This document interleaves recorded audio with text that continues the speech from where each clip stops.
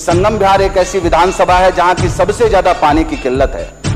वहां हाहाकार है, छोटी सी गलियां हैं, छोटे से रोड हैं और उसमें भी इंक्रोचमेंट बढ़ा हुआ है। शूटिंग रेंज रोड है जो संगम बिहार की आवाजाही के लिए है, एक मंगल बाजार रोड है और एक रतिया मार्ग रोड है। तीनों रोडों पर बिल्कुल इंक्रोचमेंट करके इन्होंने आवाजाही को बिल्कुल बाधित करने का प्रयास किया है और बिल्कुल बाधित कर दिया है। सीवर डलना चाहिए, जहां पर पानी की लाइन डलनी चाहिए वहां पर उन्होंने फॉरेस्ट घोषित करवा दिया। फॉरेस्ट डिपार्टमेंट के द्वारा एनओसी देकर के सीवर की लाइन बिछाया जाए और पानी की लाइन बिछाया जाए। सटीक खबरों का सीधा असर। आप देख रहे हैं एनसीआर समाचार, सच्ची और पक्की खबरें।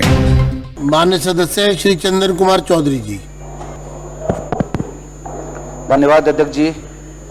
मैं आपके माध्यम से मंत्री जी का ध्यान आकर्षित करना चाहता हूं कि संगम बिहार विधानसभा में लगभग 7 से 8 लाख की आबादी है, जिसका निकलने का कोई भी साधन नहीं है। छोटी सी गलियां हैं, छोटे से रोड हैं और उसमें भी इंक्रोचमेंट बढ़ा हुआ है।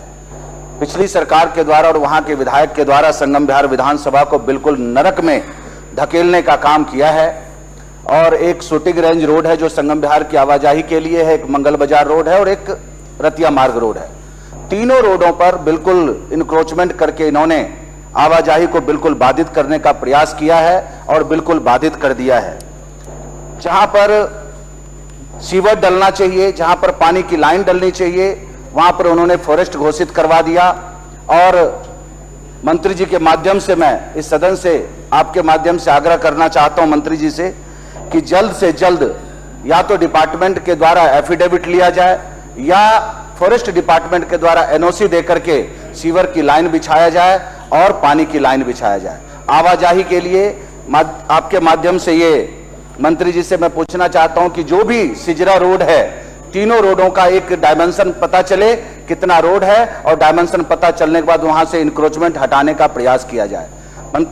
मंत्री जी के द्वारा एक और मैं आग्रह करना चाहता हूं कि हमारे विधानसभा के अंदर पिछली सरकार के द्वारा 6 से 7 करोड़ का बजट लगा करके अंडरग्राउंड पाइपलाइन डालने का, पानी का पाइपलाइन डालने का एक प्रावधान उन्होंने किया था, जो कि जल बोर्ड ने हैंडिंग ओवर देने का प्रयास किया।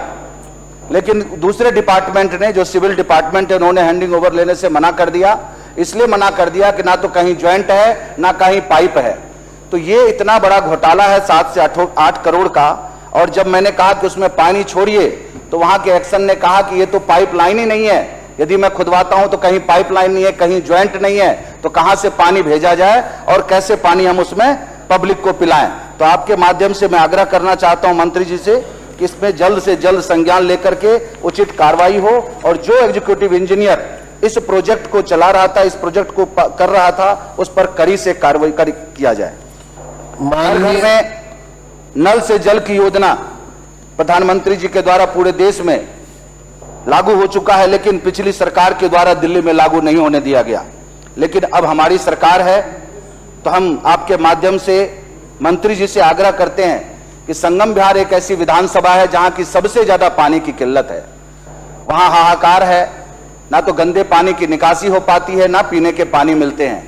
लेकिन 4 से 5 महीने में मंत्री जी के द्वारा बहुत सारी चीजों को सुदृढ़ किया गया है। आने वाले समय में भी उसको सुदृढ़ किया जाएगा। तो आपके माध्यम से मैं सिरसा जी से और प्रवेश जी से आग्रह करता हूं कि जल्द से जल्द फॉरेस्ट के द्वारा एनओसी मिले और उस पर सुचारू ढंग से पानी की व्यवस्था हो और सीवर की व्यवस्था हो। बहुत बहुत धन्यवाद अध्यक्ष।